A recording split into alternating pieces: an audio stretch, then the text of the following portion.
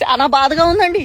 నా పాలు నేను ఇంట్లో కూర్చొని కొట్టు మాంసం తింటుంటే బాబోరు ఫోన్ చేసి, ఒరే పవర్ రేంజరు లడ్డు మ్యాటర్ చాలా స్లోగా నడుస్తుంది, నువ్వు వెళ్ళి ప్రెస్ మీట్ పెట్టి అగ్గంటిచ్చిరారా అన్నాడండి.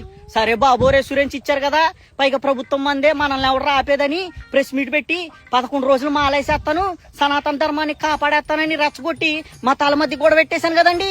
ఇప్పుడు ఆ ఇష్యూ నేషనల్ అయిపోయి కోర్టులో లడ్డూలో కల్తీ జరిగిందా లేదా అని ఆధారాలు తీసుకురమ్మన్నారండి. సరే బాబు గారి దగ్గరికి వెళ్ళి ఆధారాలు ఏమని అడిగితే, ఆధారాలు లేవు, బొంగు లేవు, నిన్నెవర్రా ప్రెస్ ముందు నోటుకొచ్చినట్టు వాగమంది, కింద మీద అయితే నిన్ను ఇరికిచ్చి మింగుతా ఉన్నాడండి.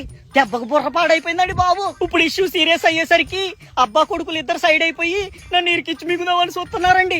అప్పటికి చెప్పారండి, ఒరే ఆయన 40 ఏళ్ల చరిత్ర కలిగినోడు, నువ్వు చూస్తే పిల్ల పువ్వుగాడివి, మింగుదామని పోయి మింగించుకొని వస్తామని చెప్పారండి. నేనేం లేదండి. అయ్యో బాబోయ్ చాలా లోతుగా దింపేశాడండి. పెయిన్ తట్టుకోలేకపోతున్నానండి.